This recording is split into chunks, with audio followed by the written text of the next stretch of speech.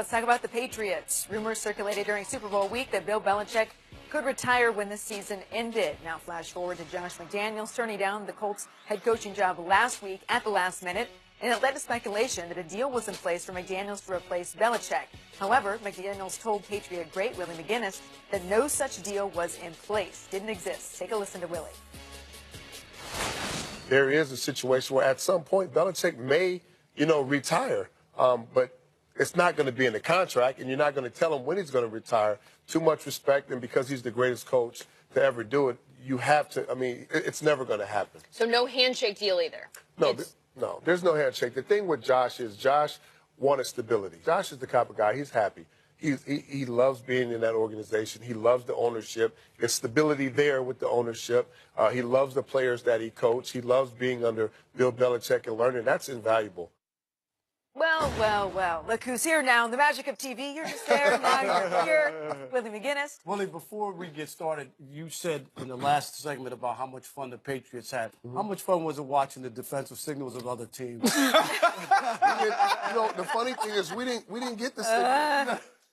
I'm on defense, so it would have been the offensive signal. Okay. Yeah, you got to get your side of the ball right. Let me just say something about that. Let me just say, and this is funny.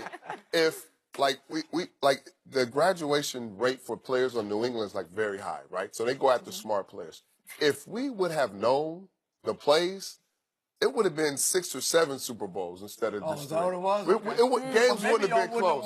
Games wouldn't have been close. Okay.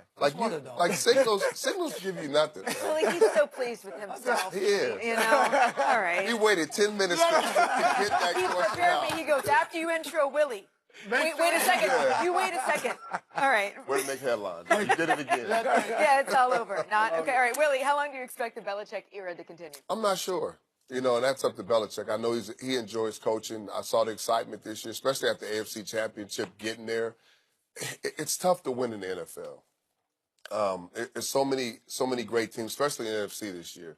And you look at the different ways how you have to win. You got to survive the injuries. You got to survive free agency. All the different things that happen during a year. And to be able to get to that game, the joy of what it brings to you. Now, to lose is the worst thing ever. But for a group of men to come together, and you've been there, you understand how much work it takes. It does something for you. And when you're at the top of your game, when you're producing and you're putting out a product, a consistent product. I think the average they're in the Super Bowl every 3 years or something like that. How can you just walk away? Now, if you win and you keep winning and you win about 2 or 3 more and you say, hey, I'm good, that's a different story. But I just think the fire still burns in Bill Belichick. I agree with you there. It's interesting, the point that you made about winning the AFC Championship game. We all saw an emotional Bill Belichick getting excited and being enthused about that. I don't think we've seen that too often in his tenure as a head coach. That come in the locker room after the game. I mean,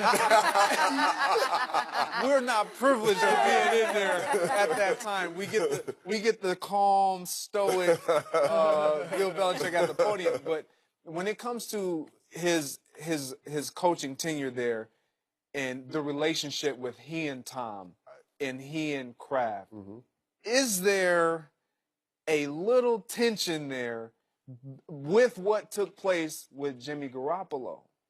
I don't think so. I think that was a business decision. And if they could have extended Jimmy, kept him on the roster, would they have? Yes, of course. They wanted to keep. I mean, there's got to be. Tom's not going to play till he's 50. At some point, you got to have somebody to take over. Wow, you just extended that to 50. Right. No, it's supposed to be 45. I'm just saying. At some point, I mean, he's the MVP this year. We're talking about, he's going to hit the wall at 40. He was the MVP of the league. By default, though. You're right. That was all Rob. It's always, Carson Wentz got hurt? Yeah, see, or what else? Carson Wentz had more touchdowns and less interceptions than Tom Brady. Tom Brady didn't even have the highest QB. Yards don't win games. We saw it in the Super Bowl, Willie. You got to throw 505 yards. Did they win? Yeah, but you need defense to help with that. No, really? Yeah, it's the other side of the ball. Yeah, so now you just need one side of the ball. Even with that defense, had the ball twice with 2:30 to go and had a chance to win. They still could have won. That was one of the best defenses in the league, and they still scored 30 30+ points. So I'm just saying, like, it takes more. It's a team sport. It takes two sides of the ball. You know why I think Josh McDaniels is still there? I think that Bob Kraft and those guys think that there's a chance that Bill Belichick at some points could still walk out of there, and I think that they wanted to make sure that they safeguarded themselves. Right now he says, hey, I'm good, I'm coming back, everything's good. There's a long way between losing the Super Bowl, what's going on with Kraft picking Brady over him, and then saying to yourself, before the next season comes, there's a chance he could change his mind. We've seen it happen. So I'm saying to you, is it totally impossible that Bill Belichick can just say, you know what, I've had enough. You know what, we lost. Tom Brady's going to do whatever he wants. The owner made the pick a 40-year-old quarterback over a coach that has orchestrated 5 Super Bowls and 8 Super Bowl appearances. Is there that chance? I think that decision has already been made. That's why he's still there. But I'm saying he still and he's got extended. Well, anybody could retire. I mean, that's the possibility across the entire football league. I mean, there's nothing in a contract. There's no succession plan saying that, okay, in a year or 2 years or 3 years, guess what? We're good, Bill. You don't tell the best coach ever that's still producing, putting out a Super Bowl product that, okay, in a year, Josh is going to take, and out of respect for Belichick, Josh wouldn't even demand that. This, everything happens collectively in that building. There's a conversation. From Josh's standpoint, hear me out on this. Okay. Here's your opportunity. First of all, you went to Denver. You were head coach. Yep. Got fired there. He got caught taping the 49ers walkthrough in London, right? Broncos weren't happy. They fired him, and they didn't play well, okay? So he got that opportunity. Okay. Comes back to New England. He's good. He's with Tom Brady. Tom Brady's a 40-year-old quarterback who's going to be 41. See, there you go with the age again. Right. I'm talking about waiting around. Talk about the production. I'm talking about waiting around. Like, if Bill quits in 4 years, doesn't mean Josh is going to have Tom Brady. So the idea of him working with Tom Brady as a head coach, he really can't buy into that. Brady could be retired by the time Bill takes over. So I'm just saying, when you do this and you leave the Colts at the altar with assistants already hired and moved to Indianapolis, it's going to be hard for anybody else other than New England to ever want to hire you. So he might have burned that bridge to where the only place he could be coach. So all I'm saying is, I think Kraft, without saying it, has said to him, you will be that coach. And that's why making that decision where you burn that bridge of maybe never coaching anywhere else, it's easier to make. Does that make sense?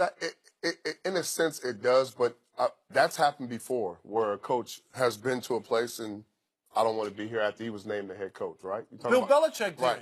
And I don't think when we talk about Hall of Fame or when he's said and done, you're going to say, oh, remember when he didn't want to go back to the Jets to be the head coach? I think for Josh, and that's not the only job that he's turned down in the past. He had opportunities last year where he turned down. And not only take his name down, he pretty much had the job.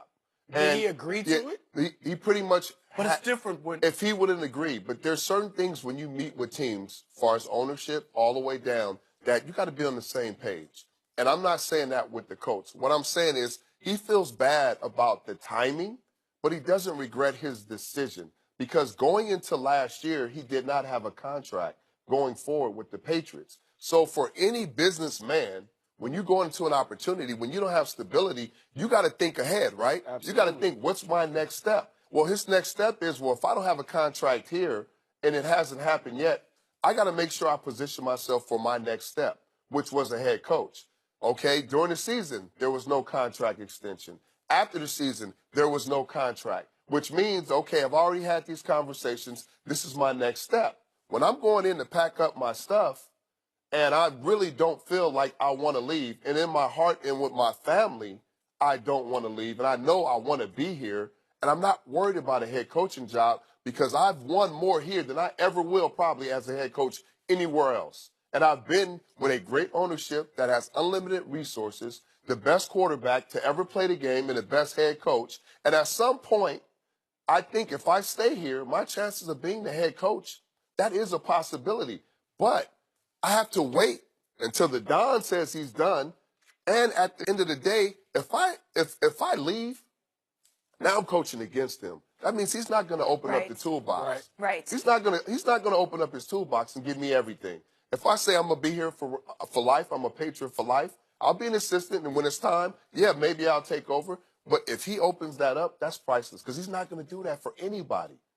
So you got to think of think of the whole dynamic of that situation. Well, that's opened up. Almost everything else is shut down. To you, but it's not. A lot of people still love Josh and will hire him in a minute. I doubt that a team, another general manager, will stand up and be able to do that with Josh. Maybe he doesn't want to go to another team. But I'm just saying, after that's happened, it would be hard-pressed for a guy to be like, oh, yeah, Josh, you said you're coming and you're going to agree to it after you've been left at the I got a quick question for you. If Belichick left the Patriots for some odd reason and said, hey, I want to go coach at another team, do you think he'll get picked up as another head coach? Oh, Bill Belichick, yeah. Okay, so Josh he did the same thing. never won anything. Well, totally he's different. never won anything? No. Not as a head coach. Real quick, I got a quick one for you. Is Dick LeBeau a Hall of Famer?